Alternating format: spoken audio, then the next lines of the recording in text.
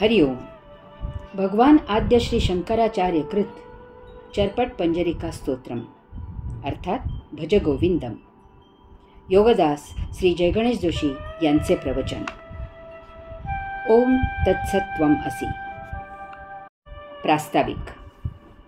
भगवंत श्री भूमी निर्माण करतात. जीवाने त्यात भूमिका नटवायच्या असतात. 84 लक्ष भूमिका नटवता येतील अशी संधी भगवंत श्री उपलब्ध करून देतात. त्यातील कोणती भूमिका किती नटवायची हे जीवाने ठरवायचे असते. कोणत्या भूमिकेत किती रममाण व्हायचे हे जीवाने ठरवायचे असते. कारण एका भूमिकेतून दुसऱ्या नवीन भूमिकेत उत्क्रांत व्हायचे असते. तरच सृष्टीलीला समग्रपणे अनुभवता येते.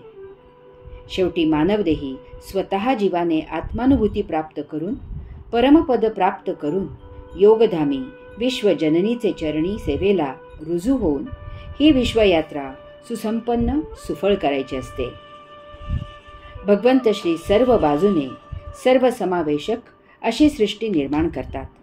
कारण निर्माण केलेले संतुलित होण्यासाठी परस्पर विरुद्ध गोष्टी निर्माण कराव्या लागतात. सज्जनपणा उमजण्यासाठी त्यासह दुर्जनपणा आपोआप निर्माण होतो. खोल असल्याशिवाय उंच असू शकत नाही, याला त्यांचा नाईलाज असतो. सर्व काही समपातळीवर समसमान सरळ असेल तर त्यात सृष्टीलीला असणार नाही, ते नीरस असेल.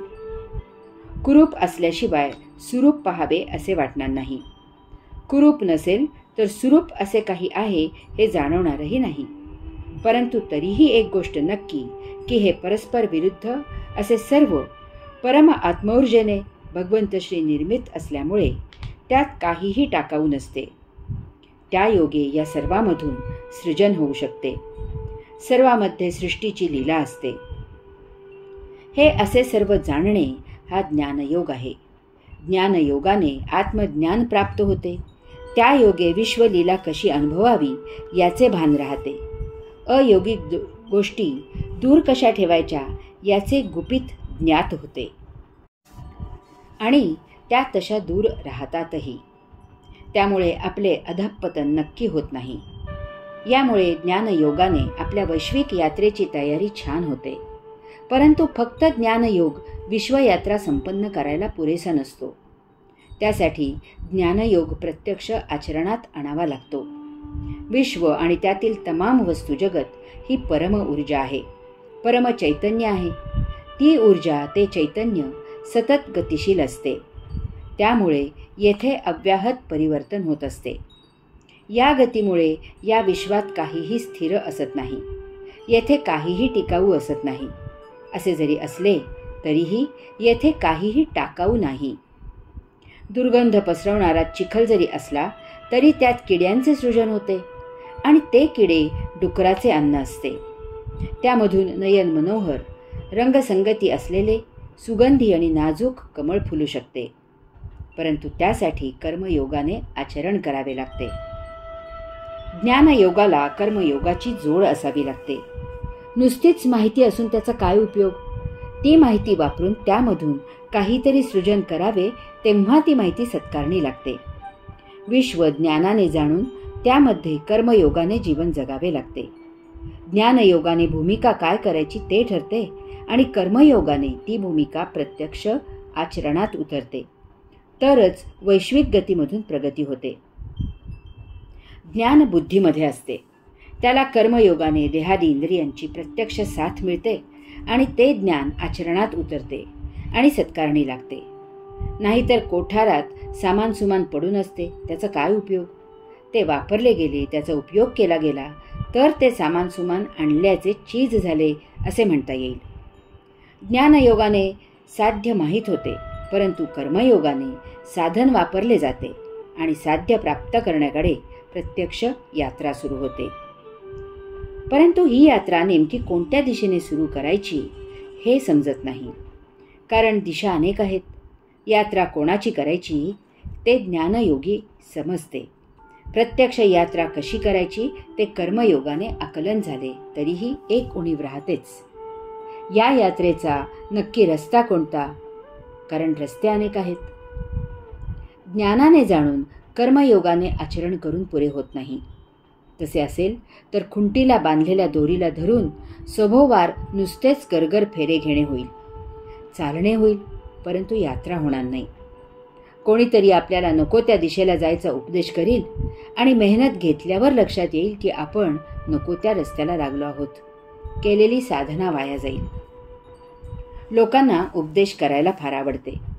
जो तो आपल्याला त्याच्या फायद्याचा मार्ग सुचवेल आणि आपला खिसा रिकामा करून स्वतःचा खिसा भरून घेईल. आपण भरकटू, नसत्याच्या नादी लागू, प्रगती होणार नाही. साध्य राहील बाजूला आणि साधना होईल दुर्गती घेणारी. मग अधोगती ही ठेवलेलीच आहे. पैसे मिळवण्याचे ज्ञान आहे म्हणून कर्म करून दारूचा गुत्ता चालवायचा नाही. योग्य दिशेला योग्य रस्ता पकडूनच यात्रा होते. यास्तव ज्ञानयोगाने कर्मयोगही अपुरा आहे. याला जोड पाहिजे ती भक्तियोगाची. ज्ञानकर्माला भावभक्तीचा ओलावा असावा लागतो. मला कमी द्रव्य मिळाले तरी चालेल, परंतु ते मी योग्य मार्गानेच मिळवीन आणि जे मिळेल त्यात मोठ्या समाधानाने जीवन जगेन. हा विचार भक्तीशिवाय असणार नाही. भरपूर पैसे मिळतात म्हणून मी स्मगलिंग करण्याकडे नोकरी करणार नाही.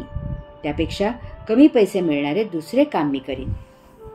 संसाराच्या भवसागराला ज्ञानयोगाचा एक किनारा असला पाहिजे आणि कर्मयोगाचा दुसरा किनारा असला पाहिजे. मग त्यामधून भक्तियोगाने भवसागर सहजच लीलया पार होतो. नुसते ज्ञान किंवा नुसते कर्म किंवा नुसती भक्ती उपयोगी होत नाही. या तिन्हीचाही त्रिवेणी संगम होणे महत्त्वाचे आहे. ज्ञानयोगाने साधकाच्या जीवनात आत्मभूमी तयार होते. त्या योगे साधकाला आत्मभान येते. भक्तियोगाने आत्मबीज लावले जाते. कर्मयोगाने त्यावर मशागत केली जाते. तेव्हा आत्मफळ प्राप्त होते. भगवंत श्री योगेश्वर विश्वजननी आहेत. याचे आकलन होणे हा ज्ञानयोग आहे. त्यांच्याकडे झेपावायची ओढ लागणे हा भक्तियोग आहे. योगाचरणाने त्यांच्याकडे यात्रा सुरू करून प्रत्यक्ष प्रस्थान ठेवणे हा कर्मयोग आहे. पंच ज्ञानेंद्रिये आणि पंच कर्मेंद्रिये अशी दशेंद्रिये कर्मयोग करतात. ती देहाची बाह्यांगे आहेत. बुद्धी, स्मृती, मन ज्ञानयोग प्राप्त करतात. ही देहाची अंतस इंद्रिये आहेत. जीवात भक्तियोग असतो. अशा प्रकारे कर्मयोगाची बाह्य दशेंद्रिये ही ज्ञानयोगाच्या 3 अंतस इंद्रियात एकरूप होतात. त्यांचा योग जुळून येतो आणि ही 13 इंद्रिये जेव्हा 14व्या भक्तियोग धारण केलेल्या जीवात्म्यात विलीन होतात तेव्हा अंतरात्म्यासाठी यात्रा सुरू होते. यथाकाळी त्यांचे मिलन होते. सर्व 14 इंद्रिये अंतरात्म्यात विरघळून जातात. ध्यानयोग प्राप्त होतो. तेथे महायोगाचा महाप्रसाद प्राप्त होतो. आपल्याला ती दिव्य प्रकाशाची झलक मिळते. ही योगाधिराज पातंजलींची सानंद समाधी असते.